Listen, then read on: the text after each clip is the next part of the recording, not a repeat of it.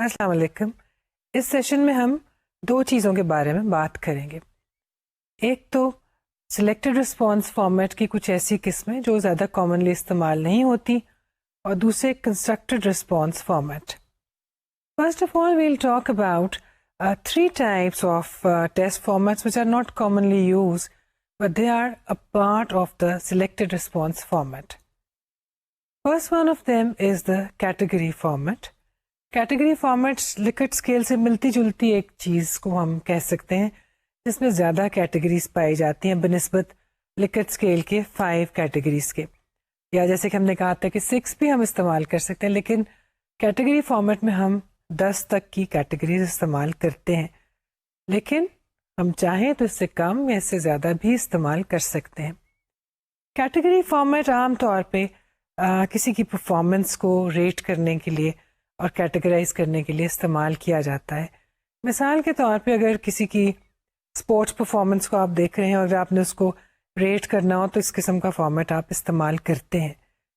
اب اس میں ایک چیز جو بہت سی ریسرچ میں سامنے آئی ہے وہ یہ ہے کہ جب آپ کسی کی پرفارمنس کو دیکھ کے اس کی ریٹنگ کر رہے ہوتے ہیں تو آپ کے ذہن میں کیا آئیڈیل موجود ہوتا ہے. Because when we are rating somebody as good, bad اور average, we definitely have some standard in our mind with which we are comparing the person being evaluated or rated. جب آپ کسی کو اچھا کہتے ہیں تو آپ کے ذہن میں کوئی اور ایسا شخص ہوتا ہے جو کہ اس سے کم اچھا ہوتا ہو, یا آپ کے ذہن میں کوئی ایسا شخص ہوتا ہے جو کہ اتنا ہی اچھا ہے جتنا کہ آپ کے سامنے والا شخص, اور پھر آپ کمپیئر کرتے ہیں اور کہتے ہیں کہ ہاں جس کو میں ایویلویٹ کر رہا ہوں یا کر رہی ہوں وہ بھی انہی تمام خصوصیات کا مالک ہے یا اتنا ہی اچھا پرفارمر ہے جتنا کہ میرے ذہن میں موجود اسٹینڈرڈ. اس سلسلے میں یہ دیکھا گیا ہے کہ بعض اوقات لوگوں کی ریٹنگز اتنی ایکوریٹ نہیں ہوتی جتنی کہ ہونی چاہیے, کیونکہ کسی نہ کسی طرح پہ کسی نہ کسی طور پہ انکانشیسلی یا کانشیسلی اپنے میں ذہن میں موجود آئیڈیل کے ساتھ کمپیریزن بعض اوقات پریجوڈس کا اور باعث کا باعث بن سکتا ہے.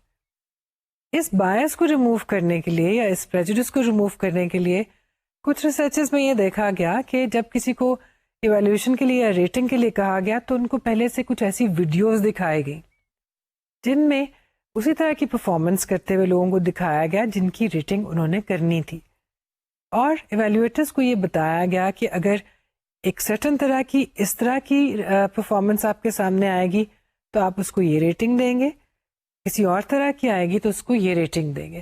گویا آپ نے ان کو بتا دیا کہ کس طرح کی پرفارمنس کو اے, بی یا سی کہا جائے گا, یا 1, 2, 3 یا فرسٹ, سیکنڈ, تھرڈ کہا جائے گا. پہلے سے اس طرح کی تربیت کے بعد جب لوگ اپنی ریٹنگ کرتے ہیں تو وہ زیادہ ایکوریٹ ہو جاتی ہیں, زیادہ فری آف بائس ہو جاتی ہیں, اور ان میں پریجوڈس کم ہو جاتی ہے. یعنی آپ پرسنل ذاتی پسند یا ناپسند کی بجائے ایک سالڈ آبجیکٹو ماڈل کو ذہن میں رکھتے ہوئے ایویلویشن کرتے ہیں, جس کے لیے آپ کو آلریڈی بتا دیا گیا ہوتا ہے کہ آپ نے اس کی ریٹنگ کس معیار اور کس اسٹینڈرڈ اور کس پیمانے کے مطابق کرنی ہے. Another type of similar test format is used in the form of adjective checklists and Q sorts. Adjective checklists اور Q sorts بہت زیادہ عام طور پہ استعمال نہیں کی جاتی. اس کی وجہ یہ نہیں ہے کہ ان میں کوئی بنیادی طور پہ کوئی مسائل ہیں یا پرابلمس ہیں یا شارٹ کمنگز ہیں, مگر اس لیے کہ یہ اس قسم کے ہیں کہ ان کو بہت زیادہ سچویشنز میں استعمال کیا نہیں جا سکتا. مگر ڈیفینیٹلی ایسی سچویشنز ہیں, ایسی ریسرچ سچویشنز ہیں, ایسی ٹیسٹنگ سچویشنز ہیں جن میں ہم چیک لسٹ کا استعمال بھی کرتے ہیں اور کیو سارٹ کا بھی. چیک لسٹ میں ایڈجیکٹوز کی ایک چیک لسٹ دے دی جاتی ہے, یعنی مختلف صفات یا خصوصیات یا کریکٹرسٹکس کی ایک لسٹ ہوتی ہے جس کے مطابق آپ نے کسی ایک شخص کو یا اپنے آپ کو, کسی ایونٹ کو, کسی واقعے کو, کسی آبجیکٹ کو ریٹ کرنا ہوتا ہے. مثال کے طور پہ بہت سی خصوصیات کی ایک لسٹ ہو اور آپ کو یہ کہا جائے کہ آپ کے خیال میں ایک اچھے لیڈر میں کون سی کوالٹیز ہونی چاہیے. اس لسٹ میں موجود جو جو کوالٹیز آپ کے خیال میں لیڈرز میں ہونی چاہیے ان کو آپ ٹک مارک کر دیں. یا آپ کہہ سکتے ہیں کہ ایک ٹیچر میں کون سی کوالٹیز ہونی چاہیے.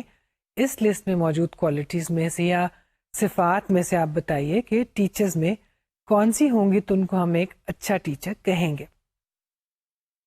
بہت سی ریسرچز میں اس طرح کی چیک لسٹ استعمال کی گئی ہیں اور آپ اگر چاہیں تو آپ اپنی ایک چیک لسٹ بنا سکتے ہیں اور دیکھ سکتے ہیں کہ آپ کسی کورس کو، کسی ٹیچر کو، کسی شخصیت کو، کسی مضمون کو اس کے مطابق ریٹ کر سکتے ہیں.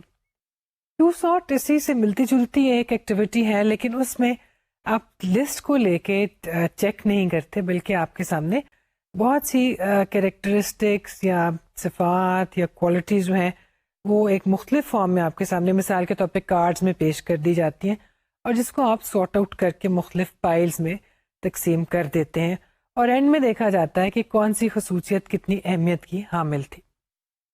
So these were just some of the formats which are used in the selected response format. Not commonly used, but definitely used in many researches in many situations.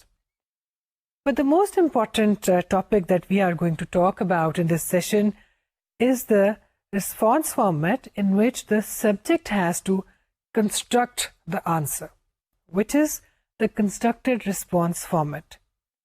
Constructed response format میں subject یا test taker کو ایک open situation دے دی جاتی ہے، ایک سوال دے دیا جاتا ہے جس کا جواب وہ اپنے الفاظ میں اپنی مرضی سے دیتا ہے. As opposed to the fix response اور the selected response format, the subject is more at freedom and more at ease in the second type of format. یعنی جب آپ کو اپنی مرضی سے کوئی جواب دینا ہے تو شاید آپ زیادہ ایٹ لبرٹی محسوس کرتے ہیں، اور جو جواب آپ کے ذہن میں آتا ہے، جو آپ کے علم کے مطابق ہے، وہی جواب آپ دیتے ہیں.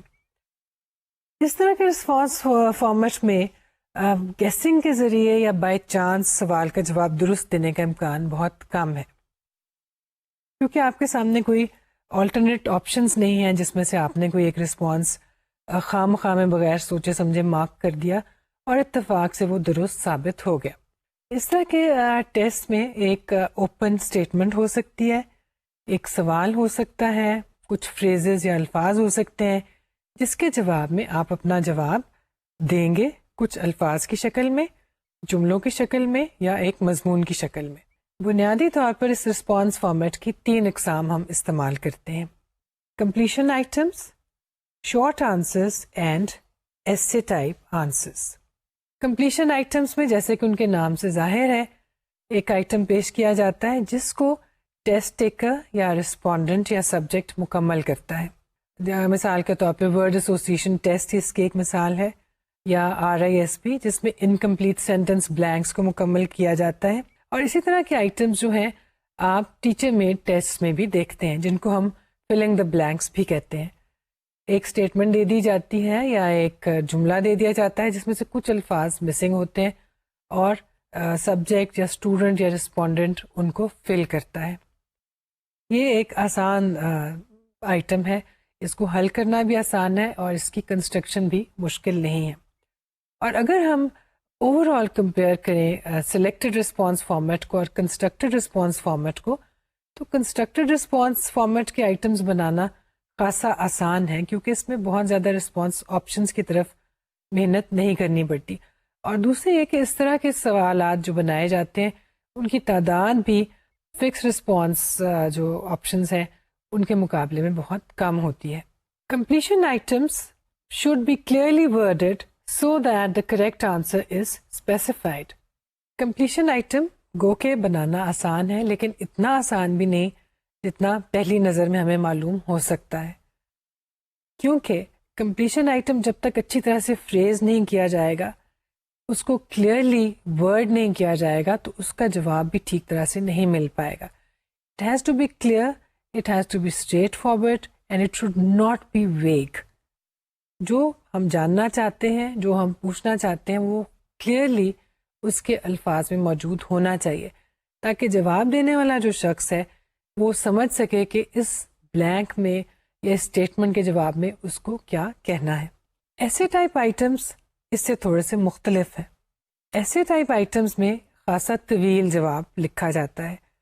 عام طور پہ یہ بھی ہو سکتا ہے کہ اس کی لینتھ اسپیسیفائی کر دی جائے، بعض اوقات اس کی لینتھ الفاظ کی صورت میں اسپیسیفائی کر دی جاتی ہے. مثال کے طور پہ not more than 500 words, explain in less than 500 words. It should be not more than 120 words بعض صورتوں میں, اور بعض صورتوں میں اس سے کم بھی ہو سکتا ہے. بعض اوقات اسپیس پرووائڈ کر دی جاتی ہے اور کہا جاتا ہے please record your answer in the space provided. اس اسپیس میں بعض لوگ 100 الفاظ لکھ لیتے ہیں, بعض لوگ 50 الفاظ لکھ لیتے ہیں اور بعض 25, depending upon the size of the hand writing. لیکن ایسے ٹائپ آئٹم بنانا آسان ہے, لیکن اس کی اسکورنگ خاصی مشکل اور کمپلیکس ہو سکتی ہے, کیونکہ اس کی ایویلویشن سبجیکٹو ہے. ہر شخص اپنی سوچ کے مطابق, اپنی پسند اور ناپسند اور اپنی تھیوریٹیکل اورینٹیشن کے حساب سے ایسے ٹائپ آئٹمس کی اسکورنگ کرتا ہے. But there are definitely some content areas which require that essay type items be used. کچھ کنٹینٹ ایریاز ایسے ہوتے ہیں کہ جس میں آبجیکٹیو آئٹم زیادہ سوٹیبل ہوتے ہیں, لیکن کچھ کنٹینٹ ایریاز ایسے ہوتے ہیں جس میں آپ ڈسکرپشنس چاہ رہے ہوتے ہیں. تو ٹیچر میڈ ٹیسٹ میں ہم دیکھتے ہیں کہ جہاں پہ ہم آبجیکٹیو ٹیسٹ استعمال کرتے ہیں وہاں پہ بعض اوقات ہم سبجیکٹیو ٹیسٹ بھی استعمال کرتے ہیں. اور اگر امتحان کے دوران میں سبجیکٹیو ٹیسٹ زیادہ فیزیبل نہ ہوں تو ہم یہ بھی کر سکتے ہیں کہ اسائنمنٹس میں وہ ایسے لکھنے کے لیے دے سکتے ہیں.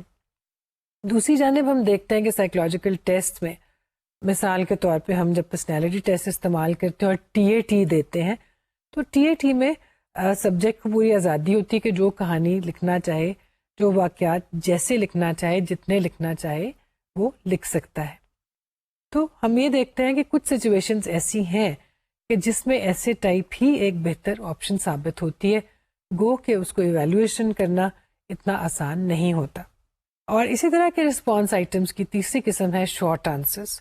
شارٹ آنسرز غالباً ایک بہت پاپولر قسم کے ٹیسٹ فارمیٹ ہیں, کیونکہ اس میں ایسے ٹائپ والے پرابلمس بھی نہیں ہیں, کیونکہ ایک بہت مختصر جواب دیا جاتا ہے جس کی آبجیکٹیو طریقے سے مارکنگ بھی ہو سکتی ہے.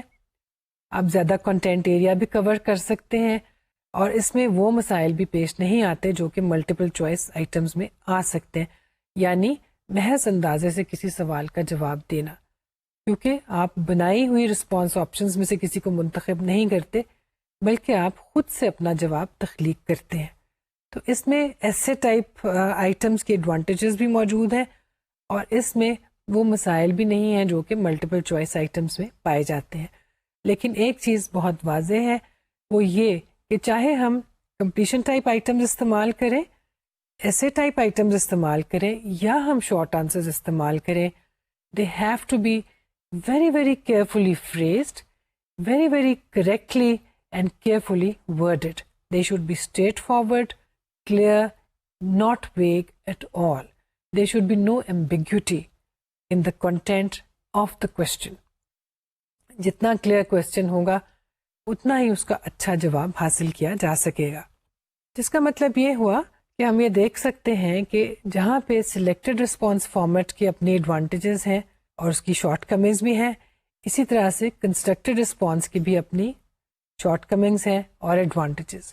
ہمیں صرف یہ دیکھنا ہے کہ کس طرح کے کنٹینٹ ایریا میں کون سے آئٹمس بہتر ثابت ہوں گے, کہاں ہمیں آبجیکٹیو ٹائپ استعمال کرنا چاہیے, کہاں پر میچنگ آئٹمس, اور کہاں پہ شارٹ آنسرز یا کمپلیشن یا ایسے ٹائپ. اور ایسی کون کون سی سچویشنز ہیں جس میں ہم ٹرو فالس آئٹمس کی خامیاں یا کمزوریاں جاننے کے باوجود بھی یہی چاہیں گے کہ آلٹرنیٹ رسپانس فارمیٹ استعمال کریں. آپ غور کیجیے اور آپ اپنے کنٹینٹ میں سے کوئی ایک ایسا حصہ منتخب کر لیجیے جس کے بارے میں آپ ٹیسٹ بنانا چاہتے ہیں, اور آپ دیکھیے کہ آپ ایسے ٹائپ بنانا پسند کریں گے, آبجیکٹیو ٹائپ, اور اگر آبجیکٹیو ٹائپ بنانا پسند کریں گے تو کیا ملٹیپل چوائس بنائیں گے یا true false. Once the test developer has made the basic plan and the basic design of the test, and he or she has decided about the type of test format, the number of test items to be included, then becomes the task of item development. Items لکھنا, اس کا آغاز کیا جائے. جب ہم items لکھنے کا آغاز کرتے ہیں تو اس میں ہمیں, جبکہ ہم یہ طے کر چکے ہیں کہ کیا فارمیٹ ہوگا, کس طرح سے اس کو فریز کیا جائے گا, کتنے آئٹمس ہوں گے, ٹیسٹ کتنا لمبا ہوگا, اس کے بعد جب ہم ٹیسٹ کے آئٹمس لکھنا شروع کرتے ہیں تو بھی ہماری سوچ بچار کا عمل ختم نہیں ہوتا. کچھ ٹیسٹ ڈیولپرز نے اور کچھ ماہرین نے ایسی گائیڈ لائنز دی ہیں جن کو ہمیں ذہن میں رکھنا چاہیے جب ہم ٹیسٹ کے آئٹمس بنا رہے ہوں. مثال کے طور پہ ڈیویلس نے ایک بہت اچھی لسٹ دی ہے ان گائیڈ لائنز کی جو مد نظر رکھنا چاہیے ٹیسٹ ڈیولپمنٹ کے بیچ میں. ان کی گائیڈ لائنز میں سے ہم کچھ کے بارے میں بات کرتے ہیں. Clear definitions and item specificity. سب سے پہلی بات تو یہ کہ جو بھی تصورات یا کانسٹرکٹس یا کانسیپٹ استعمال ہو رہے ہیں ان کو بہت کلیئر طریقے سے بیان کیا جائے, کلیئرلی ڈیفائنڈ ہو اور اسپیسیفک. جتنا اسپیسیفک آپ کے آبجیکٹیوز ہوں گے, جتنے اسپیسیفکلی آپ کانسیپٹس اپنے ڈیفائن کریں گے اور آئٹمس کو جتنی کلیئرلی فریز کریں گے, اتنے ہی کلیئر اور اسپیسیفک جوابات بھی آپ حاصل کر سکیں گے. ڈیولپنگ این آئٹم پول. دوسری اہم چیز جس کے بارے میں ڈیولپرز نے اشارہ کیا وہ ہے کہ ہمیں ٹیسٹ ڈیولپمنٹ کرتے ہوئے ایک آئٹم پول بنانا چاہیے. آئٹم پول سے مراد ہے کہ بہت سے ٹیسٹ آئٹمس ہم بنا لیں, اکٹھے کر لیں اور اس کے بعد ان میں سے ہم وہ آئٹمس منتخب کریں جو کہ ہمارے ٹیسٹ کے لیے سب سے زیادہ سوٹیبل ہیں. بجائے اس کے کہ ہم 30 آئٹمس کے ایک ٹیسٹ کے لیے صرف 30 بیسٹ آئٹمس ہی بنائیں اور بہت سوچ بچار کے بعد بنائیں, بہتر یہ ہوگا کہ ہم بہت سے, مثال کے طور پہ 90 آئٹمس ایسے بنا لیں جو ہمارے ذہن میں آ رہے ہیں اور ان کو ہم پول کرتے جائیں, اکٹھا کرتے جائیں, اور وقت کے ساتھ ساتھ ان کو ہم ریفریز کر سکتے ہیں, ان کے الفاظ کو امپروو کر سکتے ہیں, ٹرائی آؤٹ کر سکتے ہیں, اور پھر آخر میں جا کے ہم مختلف مراحل سے گزرنے کے بعد ان میں سے وہ 30 بیسٹ آئٹمس حاصل کر سکتے ہیں جن کی ہمیں ضرورت ہے. تو پہلا اسٹیپ یہی ہونا چاہیے کہ جو آئٹم ذہن میں آئے اور جتنے اچھے طریقے سے ہم انہیں بنا سکتے ہیں ان کو بنا لیں اور اپنا ایک آئٹم پول بنا لیں. اس پول میں سے ہم آئٹمس منتخب کر لیں. اب یہ چیز دو طریقے سے ہو سکتی ہے. ایک تو یہ کہ جو ٹیسٹ آپ بنا رہے ہیں اسی کے لیے ایک آئٹم پول ڈیولپ کرنا شروع کر دیں. دوسرا طریقہ یہ بھی ہو سکتا ہے جو کہ کئی ٹیسٹ ڈیولپرز استعمال کرتے ہیں کہ وقتاً فوقتاً مختلف ابیلٹیز اور مختلف ڈومینز کے حوالے سے جو آئٹمز آپ کے ذہن میں آئیں ان کو آپ نوٹ کرتے جائیں, اور جب آپ اپنا ٹیسٹ ڈیولپمنٹ کا کام کریں تو اس پول میں سے اپنے آئٹمز جو ہیں وہ نکال لیں. اور اب جب کہ ہم اپنا زیادہ تر کام کمپیوٹرز کی مدد سے کرتے ہیں تو اس طرح کے آئٹمز کو سوچنا, ان کو سٹور کرنا اور پھر ان کو ریٹریو کرنا کوئی اتنا مشکل نہیں کام رہتا. Appropriate level of reading difficulty, یہ ایک بہت اہم گائیڈ لائن ہے. جب ہم کسی ٹیسٹ کو آئٹم اس کے لیے بنا رہے ہوتے ہیں اور آئٹمس کو فریز کر رہے ہوتے ہیں تو ہمیں ذہن میں رکھنا چاہیے کہ جن لوگوں کے لیے یہ ٹیسٹ بن رہا ہے ان کا ریڈنگ ایبلٹی کا کیا لیول ہوگا. کیا اس کے الفاظ ان کے لیے بہت مشکل تو نہیں ہے؟ کیا ان کو سمجھا جائے گا اسی طریقے سے جس طریقے سے میں چاہ رہی ہوں یا چاہ رہا ہوں؟ کہیں ایسا تو نہیں کہ میں جو الفاظ استعمال کر رہی ہوں اس کو پڑھنے والا سمجھ ہی نہ پائے, یا وہ ان کو سمجھ تو پائے لیکن ان کا مطلب بالکل مختلف طریقے سے لے. ایک مثال دیکھتے ہیں. I have an inherent predisposition to procrastinate when my life gets stuck at crucial junctures and I as protagonist have to take serious decisions to tackle and cope. اگر آپ اس بیان کو دیکھیں اور اگر آپ ایک ایوریج انگریزی زبان جاننے والے ہیں تو آپ کو اس میں سے بہت سے الفاظ مشکل لگیں گے. بہت سے الفاظ ایسے ہوں گے جو کہ آپ نے پہلے سنے نہیں ہوں گے, کچھ ایسے ہوں گے جو آپ نے سنے ہیں مگر آپ نے استعمال نہیں کیے. چنانچہ سوال بنانے والے نے اسٹیٹمنٹ میں جو چیز بیان کی ہے پڑھنے والے کو شاید وہ سمجھ نہیں آئے گی. آسان لفظوں میں وہ یہ کہنا چاہ رہا ہے کہ گو کہ مجھ میں اس بات کی بہت ٹینڈنسی ہے کہ میں چیزوں کو بہت دیر کر دیتا ہوں, ڈیلے کر دیتا ہوں, لیکن زندگی میں ایسے مشکل مقام آتے ہیں کہ جہاں مجھے فیصلہ کرنا پڑتا ہے, چیزوں کو اپنے ہاتھ میں لینا پڑتا ہے اور حالات کا مقابلہ کرنا پڑتا ہے. یہی چیز بہت آسان لفظوں میں بھی کہی جا سکتی تھی. ریزنیبل لینتھ آف آئٹمس, اس چیز کو بھی ذہن میں رکھنا چاہیے کہ آئٹمس بہت لمبے نہیں ہونے چاہیے, اسٹیٹمنٹس بہت طویل نہیں ہونی چاہیے. اگر بہت طویل اسٹیٹمنٹ بن گئی ہے تو کوشش کرنی چاہیے کہ اس کو ہم ایک کی بجائے 2 حصوں میں تقسیم کر دیں. ایک لمبے سینٹنس کی بجائے اگر ہم بیچ میں ایک کوما یا شاید فل اسٹاپ دے دیں تو وہ اچھی طرح سے پڑھا جا سکتا ہے اور بڑی اچھی طرح سے سمجھا جا سکتا ہے. Avoid double barrelled items. یہ ایک بہت اہم پوائنٹ ہے. جب ہم کوئی آئٹمس بناتے ہیں، خاص طور پہ ایسے آئٹمس جن کا تعلق پرسنالٹی کی یا ایٹیٹیوڈ کی میجرمنٹ کے ساتھ ہو، تو ہمیں ڈبل بیرلڈ آئٹمس نہیں بنانے چاہیے. ڈبل بیرلڈ کا مطلب ہے کہ ایک آئٹم جس کا مقصد ایک چیز جاننا تھا یا ایک چیز کو ٹیسٹ کرنا یا ایک چیز کے بارے میں معلومات لینا تھا، دراصل وہ دو چیزوں کو انکلوڈ کر رہا ہے. پڑھنے والے کو یہ سمجھنا مشکل ہو جائے گا کہ پہلی چیز کا جواب دینا ہے یا دوسری چیز کا. ٹیسٹ ڈیولپر کو وہ آئٹم بناتے ہوئے محسوس نہیں ہوا کہ میں ایک کی بجائے دو چیزوں کے بارے میں بات کر رہا ہوں، لیکن ٹیسٹ ٹیکر کو یہ بات محسوس ہو سکتی ہے جس کی وجہ سے اس کو دقت پیش آ سکتی ہے. مثال کے طور پہ ایک اسٹیٹمنٹ دیکھتے ہیں. I often help the poor because I believe in serving humanity and I am a follower of my leader who himself is known for social service. اس آئٹم میں ایک سے زیادہ آئیڈیاز پیش کیے گئے ہیں. اگر آپ اس کو دوبارہ دیکھیے تو آپ کو نظر آئے گا I often help the poor، یہ ایک آئیڈیا ہے. Because I believe in serving humanity، یہ دوسرا آئیڈیا ہے. Because I am a follower of my leader، تیسرا idea. Who himself is known for social service، چوتھا آئیڈیا. یعنی ہو سکتا ہے کہ اگر میں ایز اے ٹیسٹ ٹیکر اس اسٹیٹمنٹ کو پڑھوں تو اس میں سے کچھ چیزوں کے ساتھ میں ایگری کروں اور کچھ سے ایگری نہ کروں. مثلاً میں انسانیت کی خدمت کرتی ہوں کیونکہ میں ایک ایسے لیڈر کی فالوور ہوں جو کہ بہت مشہور و معروف ہے پبلک سروس کے لیے. تو ہو سکتا ہے کہ ٹیسٹ کا آئٹم پڑھنے والا اس بات سے تو ایگری کرے کہ ہاں ہمیں لوگوں کی خدمت کرنی چاہیے، انسانیت کی خدمت کرنی چاہیے، لیکن اس حوالے سے کہ کیونکہ میں ایک لیڈر کا جاننے والا ہوں یا اس کا فالوور ہوں، اس حوالے سے نہیں. ہو سکتا ہے وہ اس لیڈر کا معترف نہ ہو لیکن اس بات کا اعتراف کرتا ہو کہ انسانیت کی خدمت کرنی چاہیے. کہنے کا مقصد یہ ہے کہ ایک اسٹیٹمنٹ میں ایک بات کی جائے. بڑی آسانی سے صرف یہ بھی کہا جا سکتا تھا I believe in public service، I believe in the service of humanity، اور یہ پوچھا جا سکتا تھا کہ آپ اس بات سے اگری کرتے ہیں یا کہ نہیں. So the item should be simple, straightforward and they should not be double barreled. Mixing of negatively and positively worded items، یہ بھی ایک بہت اہم فیکٹر ہے بہت سے ٹیسٹوں میں جس کا اثر پڑتا ہے. بعض اوقات ایسے ٹیسٹ جن میں ہم کچھ اسٹیٹمنٹس کا استعمال کرتے ہیں، کچھ اسٹیٹمنٹس نیگیٹیولی ورڈڈ ہوتی ہیں کچھ پازیٹیولی ورڈڈ.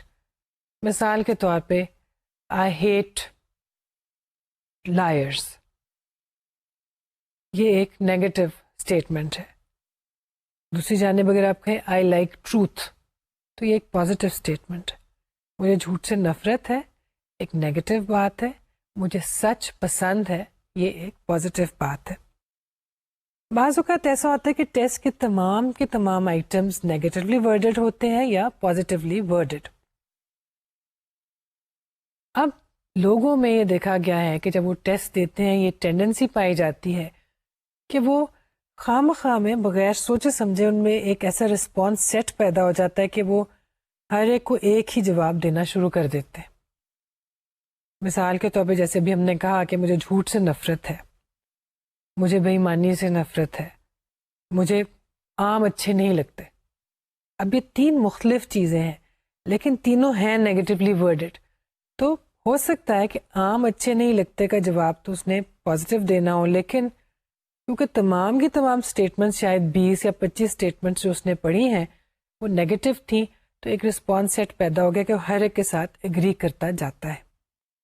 تو سبجیکٹ کی اس ٹینڈنسی کو ختم کرنے کے لیے جس کو ہم ایکویسنس کہتے ہیں، یعنی ایکویسنس رسپانس سیٹ جس کے اندر ایک ہی طرح کا جواب دینے کا ٹرینڈ پیدا ہو جائے، اس کو ختم کرنے کے لیے ریکمینڈ کیا جاتا ہے کہ آپ تمام کی تمام اسٹیٹمنٹس کو صرف نیگیٹو یا صرف پازیٹیولی ورڈڈ نہ رکھیں بلکہ آئٹمس کو مکس کر کے بنائیں. کچھ آئٹمز یا کچھ اسٹیٹمنٹس نیگیٹیولی ورڈڈ ہونی چاہیے اور کچھ کو پازیٹیولی ورڈڈ ہونا چاہیے. یہاں تک تو ہم دیکھ رہے تھے کہ کچھ ڈیویلپرز نے جو گائیڈ لائنس بتائی ہیں اگر ہم ان کو ذہن میں رکھ لیں تو بہت اچھی آئٹم کنسٹرکشن کر سکتے ہیں.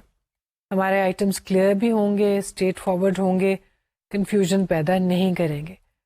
اس کے علاوہ کچھ اور چیزیں بھی ایسی ہیں جن کو ہمیں مد نظر رکھنا چاہیے جب ہم ٹیسٹ آئٹمس بنائیں. مثال کے طور پہ کچھ آئٹمز ایسے ہوتے ہیں جو کہ ڈبل نیگیٹوز کا استعمال کرتے ہیں.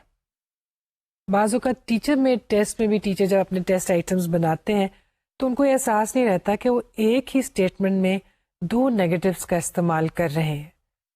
ٹیسٹ ٹیکر جب اس سوال کا جواب دے گا تو ہو سکتا ہے کہ وہ ایک نیگیٹو کے ساتھ تو ایگری یا ڈس ایگری کر رہا ہو لیکن دوسرے کے ساتھ نہیں. یعنی آپ آدھے سوال کا تو جواب دے رہے ہیں یا دینا چاہتے ہیں لیکن باقی آدھا آپ سے متعلق نہیں ہے. اس چیز کو اوائڈ کرنا چاہیے. مثال کے طور پہ ہم دیکھتے ہیں ایک سینٹنس جس میں ڈبل نیگیٹوز استعمال کیے گئے. I do not disagree to the fact that people should not be stopped from playing cricket. I do not disagree, people should not be stopped. 2 negative چیزیں. ہو سکتا ہے جواب دینے والا ایک سے ایگری کر رہا ہو اور دوسرے سے ایگری نہ کرے. ایک اور دیکھتے ہیں. Don't you think that unsupervised internet use by children is not a good thing? Don't you think یہ ایک نیگیٹو ہو گیا. Stopped from not doing it ایک اور چیز ہوگی. اب ہم دیکھتے ہیں کہ اسی کو اگر ہم اچھی طرح سے فریز کرتے اور ڈبل نیگیٹو کو ختم کرتے تو کیسے تحریر کرتے. I agree to the fact that people should not be stopped from playing cricket and do you think that unsupervised internet use by children is not a good thing? یعنی آپ don't you think کے بجائے آپ کہتے ہیں کہ do you think یا I agree. اس کو مزید بہتر بنا سکتے ہیں. Do you think that internet use by children should be supervised. کیونکہ دراصل تو آپ یہی جاننا چاہ رہے تھے کہ بچوں میں انٹرنیٹ کی یوز کو سپروائز کرنا چاہیے لیکن ہم نے اس کو ایک مشکل طریقے سے ورڈ کیا اور ہم نے کہا don't you think that unsupervised use of internet by children should not be stopped. پڑھنے والے کو سمجھ نہیں آئی کہ آپ خود اس اسٹیٹمنٹ سے اگری کر رہے تھے یا نہیں اگری کر رہے تھے.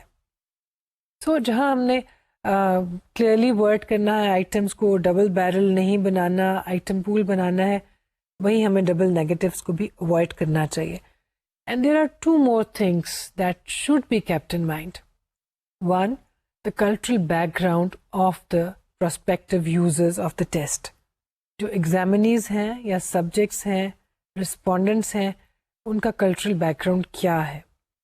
ان کے لیے کہیں یہ زبان ایلین تو نہیں، یہ الفاظ ان کے لیے اجنبی تو نہیں، جو چیزیں یا کانسٹرکٹس اور کانسیپٹس ہم ٹیسٹ میں استعمال کر رہے ہیں کیا وہ ان سے واقفیت رکھتے ہیں. ہمیں ان سب چیزوں کو ذہن میں رکھنا چاہیے. ایسے ٹیسٹ آئٹمز نہیں بنانے چاہیے جو کہ ٹیسٹ دینے والوں کے لیے بالکل اجنبی حیثیت رکھتے ہوں. پھر ایک اور چیز جو ہمیں ذہن میں بھی رکھنی چاہیے اور جس کو ہمیں اوائڈ کرنا چاہیے، cultural bias, racial bias and gender bias. ہمارے ٹیسٹ کے کسی آئٹم میں کسی کلچر، کسی ریس اور کسی جینڈر کے خلاف کوئی بات یا کوئی اسٹیریوٹیپیکل خیال پیش نہیں کیا جانا چاہیے. ہمارے کسی ٹیسٹ آئٹم سے کسی بھی ٹیسٹ دینے والے کو یہ محسوس نہیں ہونا چاہیے کہ اس کی ریس کو یا اس کے کلچر کو یا اس کے جینڈر کو کم تر سمجھا جا رہا ہے. اسی طرح سے دوسری جانب کسی خاص ریس یا کلچر یا جینڈر کو بہت بڑھا چڑھا کے پیش نہیں کرنا چاہیے.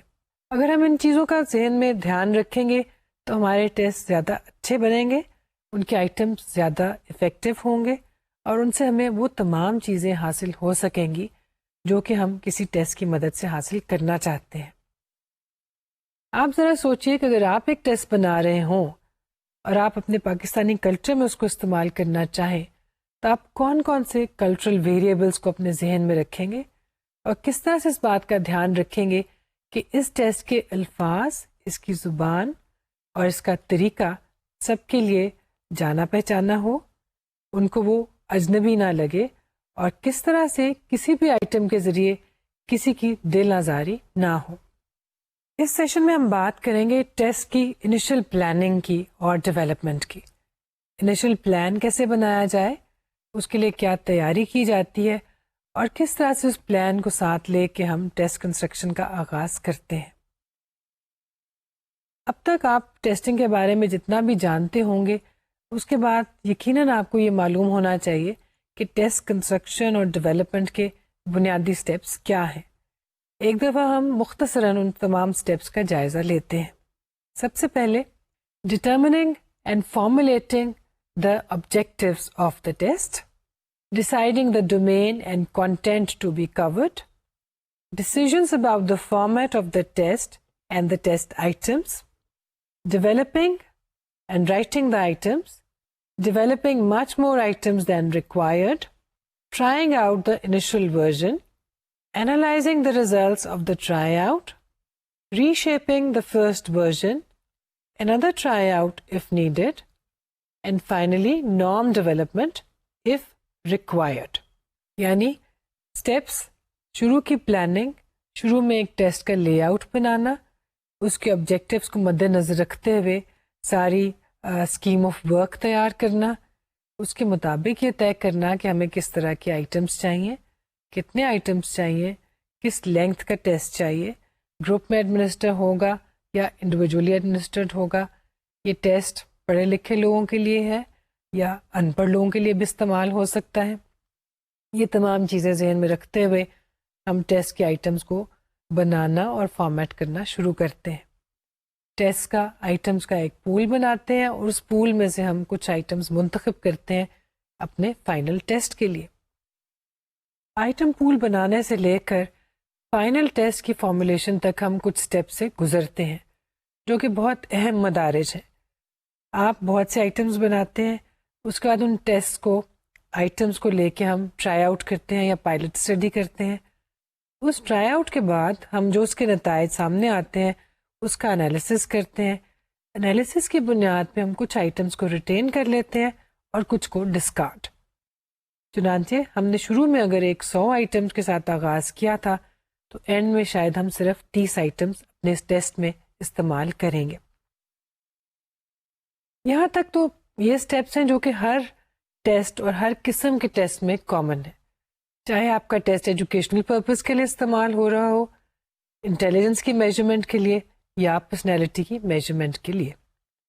لیکن کچھ ایسی چیزیں ہیں جو کہ مختلف طرح کے ٹیسٹ میں اسپیسیفکلی استعمال ہوتی ہیں.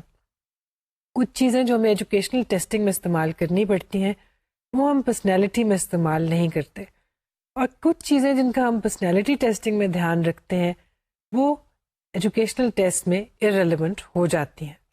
سب سے پہلے ہم دیکھتے ہیں ایجوکیشنل ٹیسٹ اور ان کی پریپریشن.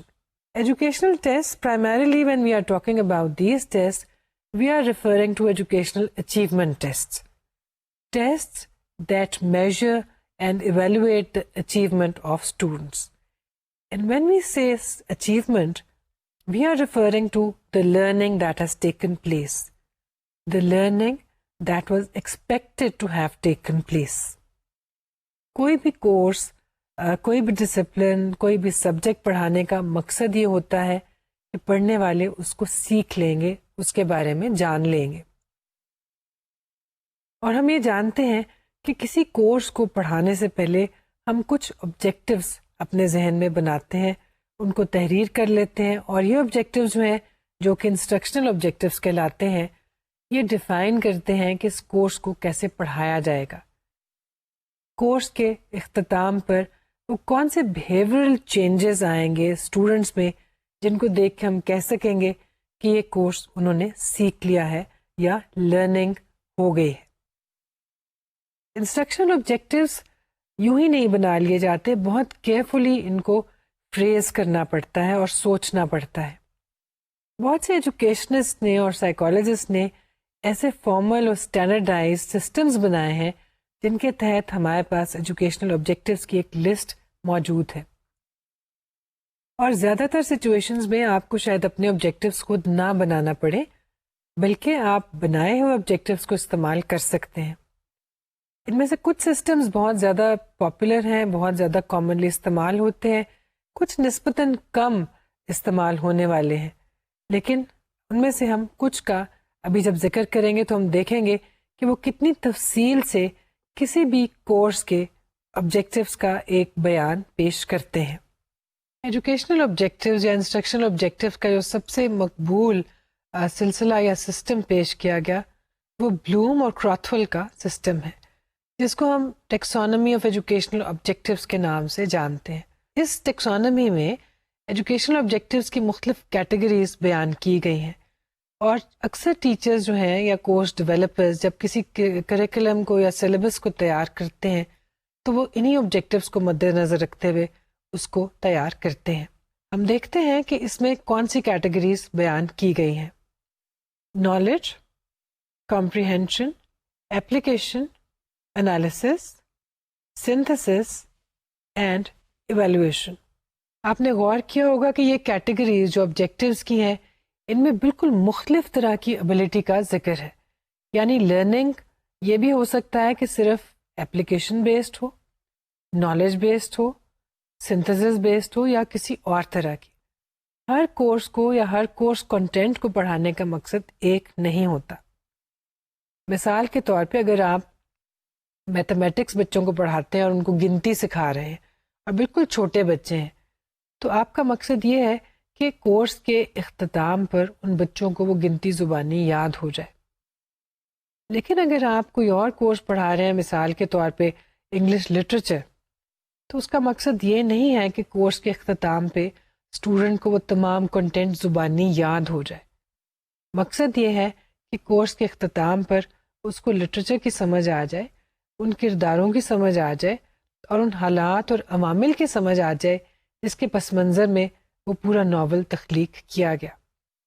سو بلوم کی ٹیکسانومی میں ہم دیکھتے ہیں کہ بہت سے جو آبجیکٹیوز بیان کیے گئے ہیں وہ مختلف طرح کے کنٹینٹ، مختلف طرح کے کورس اور مختلف طرح کے ٹیسٹ فارمیٹ کے ذریعے استعمال کیے جا سکتے ہیں۔ یہ بھی ہو سکتا ہے کہ کوئی کورس جو ہے اس کا مقصد ایپلیکیشن بھی ہو، نالج بھی ہو، سنتھسس بھی ہو اور باقی سب چیزیں بھی ہو، اور کوئی کورس ایسا ہو جس کا مقصد صرف نالج اور انفارمیشن ہی ہو۔ بلوم اور کراتھول کے سسٹم کے علاوہ ہمارے پاس کچھ اور سسٹمز بھی ایسے موجود ہیں جس میں ایجوکیشنل آبجیکٹیوز بنائے گئے ہیں۔ مثلاً educational testing service. Educational testing service has taxonomy that includes remembering, understanding and thinking۔ اس سسٹم میں 3 طرح کے آبجیکٹیوز ہیں: یاد کرنا یعنی یادداشت، انڈرسٹینڈنگ اور تھنکنگ۔ یعنی کچھ آبجیکٹیوز ایسے ہوں گے جس کے مطابق ایک کنٹینٹ ایریا جو ہے اس کو یاد کرنا ضروری ہے، یاد ہو جائے، اور کچھ کنٹینٹ ایسا ہوگا جس میں اس کو یاد کرنے سے زیادہ سمجھنے کی ضرورت ہے۔ ایک اور سسٹم ہمارے سامنے ہے گرلاخ اینڈ سلیوان سسٹم۔ گرلاخ ایک جرمن نام ہے۔ گرلاخ اور سلیوان نے اپنا جو سسٹم پیش کیا اس میں ذرا مختلف طرح کے آبجیکٹیوز کی کیٹیگریز نظر آتی ہیں: identifying, naming, describing, constructing, ordering and demonstrating. اگر آپ اس پہ غور کریں تو یہ لسٹ ایک خاص سیکوینس کے تحت چل رہی ہے۔ بالکل بنیادی چیز ہے آئیڈینٹیفائنگ، یعنی پہچان سکنا، پہچاننے کے بعد اس کو نام دے سکنا، نام دینے کے بعد اس کو ڈسکرائب کر سکیں، ان کو ترتیب کر سکیں اور ان کی سمجھ رکھتے ہوں۔ یعنی کنٹینٹ کے مختلف لیول کے حساب سے ہو سکتا ہے کہ ہم مختلف طرح کے آبجیکٹیوز استعمال کریں۔ ایبل نے اپنا ایک ایسا سسٹم دیا جس میں شاید ان تمام سسٹم سے زیادہ کیٹیگریز پائی جاتی ہیں، اور اگر ہم دیکھیں تو وہ ایک وائڈر کنٹینٹ ایریا کور کر سکتی ہیں۔ ان کے سسٹم میں پائی جانے والی کیٹیگریز یہ ہیں: انڈرسٹینڈنگ آف ٹرمینالوجی اور vocabulary, understanding of fact and principle اور generalisation, ability to explain or illustrate, that is, understanding of relationships, ability to calculate, that is, numerical problems, ability to predict, that is, what is likely to happen under specified conditions, ability to recommend appropriate action or some specific practical problem situation, ability to make an evaluative judgment. اس system میں آپ نے دیکھا کہ زیادہ variety پائی گئی ہے instructional objectives کی، لیکن ان میں پرابلم سالونگ سچویشنز کو زیادہ مد نظر رکھا گیا ہے، اور ہم یہ کہہ سکتے ہیں کہ اس میں انالیٹیکل ایبلٹی کو ذہن میں رکھ کے آبجیکٹیوز بنائے گئے ہیں۔ یہ تمام کے تمام سسٹمز ہمارے لیے اویلیبل ہیں، ہم اپنے ٹیسٹ میں کسی ایک کو بھی استعمال کر سکتے ہیں، لیکن جیسا کہ ہم نے کہا بلوم کی ٹیکسانومی ایجوکیشنل کانٹیکسٹ میں اور سیٹنگز میں سب سے زیادہ پاپولرلی استعمال ہوتی ہے۔ یہاں پہ ہمیں یہ سوچنا چاہیے کہ جب ہم ایجوکیشنل آبجیکٹیوز بنا لیتے ہیں تو آبجیکٹیو سے ٹیسٹ آئٹمس تک کیسے جاتے ہیں۔ ٹیسٹ ڈیولپرز آئیڈیل سچویشنز میں ایک اسپیسیفکیشن ٹیبل بنا لیتے ہیں which is a 2x2 table. اس ٹیبل میں آپ ایک سائڈ پہ ایجوکیشنل آبجیکٹیوز لکھ لیتے ہیں اور دوسری سائڈ پہ کنٹینٹ ایریاز جو کہ کور کیے جائیں گے، اور پھر ہم یہ طے کرتے ہیں کہ کون سا کنٹینٹ جو ہے اس میں کون سا آبجیکٹیو جو ہے وہ استعمال کیا جائے گا، یعنی کنٹینٹ کے کس حصے کو لے کر ہم اپلیکیشن آف نالج حاصل کرنا چاہیں گے، کس میں ہم انفارمیشن کو لینا چاہیں گے، کس میں انالیسز یا سنتھسس کو استعمال کرنا چاہیں گے۔ ضروری نہیں کہ ہر ٹاپک ہر کنٹینٹ ایریا میں تمام آبجیکٹیو جو ہیں استعمال کیے جائیں، کسی میں ایک آبجیکٹیو استعمال کیا جا سکتا ہے، کسی میں ایک سے زیادہ۔ اگر ہم ٹیبل آف اسپیسیفکیشن کو دیکھیں تو اس میں ہمیں ورٹیکل ایکسس پہ بیہیویئرل آبجیکٹیوز دکھائی دیتے ہیں اور ہاریزونٹل ایکسس پہ کنٹینٹ یا ٹاپک۔ ٹیسٹ ڈیولپر تمام کنٹینٹ کو مد نظر رکھتے ہوئے اس ٹیبل کے تمام باکسز میں یہ لکھ لیتا ہے کہ اس میں کون سے آئٹمس ہوں گے، کتنے آئٹمس ہوں گے اور وہ کون سے آبجیکٹیو کو سرو کریں گے، اور ان تمام آئٹمس کو آخر میں گن کے ہم یہ طے کر لیتے ہیں کہ ٹوٹل نمبر آف آئٹمس کیا ہوں گے۔ تو آپ یہ دیکھ سکتے ہیں کہ آئیڈیل سچویشن میں اگر ہم ایک ایجوکیشنل ٹیسٹ بنائیں تو وہ اتنا آسانی سے نہیں بنتا جتنا کہ ہم سمجھتے ہیں۔ ایک اچھا ٹیسٹ بنانے کے لیے آبجیکٹیوز کو ذہن میں رکھنا ہے، کنٹینٹ ایریاز کو ذہن میں رکھنا چاہیے، ٹیبل آف اسپیسیفکیشنز بنانی چاہیے، یہ طے کرنا چاہیے کہ کون سا کنٹینٹ جو ہے اس کی ڈیمانڈ کون سا آبجیکٹیو ہے، یا یوں کہہ لیجیے کہ کس آبجیکٹیو کو ہم کس ٹاپک میں حاصل کر سکتے ہیں۔ اگر ہم اتنی کیئرفل پلاننگ کریں گے تو ہم ایک بہت اچھا ٹیسٹ اور بہت اچھے ٹیسٹ آئٹمس بنا لیں گے۔ ایجوکیشنل اچیومنٹ ٹیسٹ اور دوسرے بہت سے ٹیسٹ بنانے میں جہاں کچھ چیزیں کامن ہیں وہاں ان میں کچھ چیزیں مختلف بھی ہیں۔ اس سیشن میں ہم دیکھیں گے کہ پرسنالٹی ٹیسٹ، انٹیلیجنس ٹیسٹ یا اور طرح کے اسکریننگ ٹیسٹ بناتے ہوئے ہمیں کن چیزوں کو مد نظر رکھنا ہوتا ہے۔ جیسا کہ ہم جانتے ہیں کچھ سٹیپس بنیادی طور پر ہر طرح کی ٹیسٹ کنسٹرکشن میں استعمال ہوتے ہیں، لیکن کچھ چیزیں ان میں مختلف ہیں۔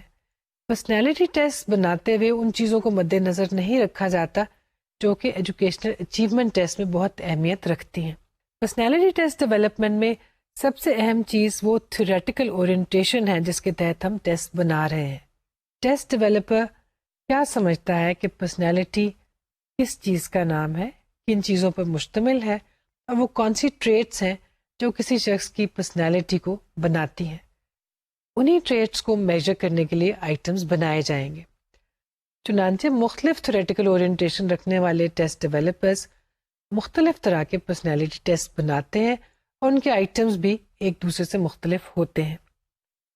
دوسری جانب انٹیلیجنس ٹیسٹ اگر آپ ڈیولپ کر رہے ہیں تو اس میں یہ چیز بہت اہم ہے کہ آپ کے خیال میں انٹیلیجنس ہے کیا، what does intelligence consist of, what are the elements of intelligence.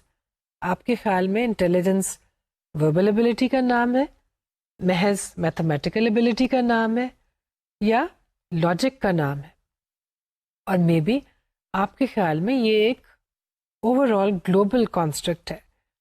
Intelligence میں میتھمیٹیکل ایبلٹی بھی ہے، وربل ایبلٹی بھی ہے، لاجیکل ریزننگ بھی ہے، اسپیشل ریزننگ بھی موجود ہے۔ چنانچہ انٹیلیجنس ٹیسٹ بناتے ہوئے اہم چیز یہ ہے کہ انٹیلیجنس کو ٹیسٹ بنانے والا کیا سمجھتا ہے اور اس کے ایلیمنٹس اس کے خیال میں کیا ہیں۔ اسکریننگ ٹیسٹ، اسکریننگ ٹیسٹ میں ہمارے ذہن میں کوئی اور فیکٹرز اہمیت رکھتے ہیں بنسبت پرسنالٹی ٹیسٹ کے یا انٹیلیجنس ٹیسٹ کے. اسکریننگ خاص طرح کی جاب کے لیے اور پلیسمنٹ کے لیے کی جاتی ہے. چنانچہ جاب انالیسس کیا جاتا ہے. یہ دیکھا جاتا ہے کہ اس جاب کے لیے کون سی ایبلٹیز اور کون سے اسکلس ضروری ہیں. انہی ایبلٹیز اور انہی اسکلس پر مشتمل پھر آئٹمس بنائے جاتے ہیں.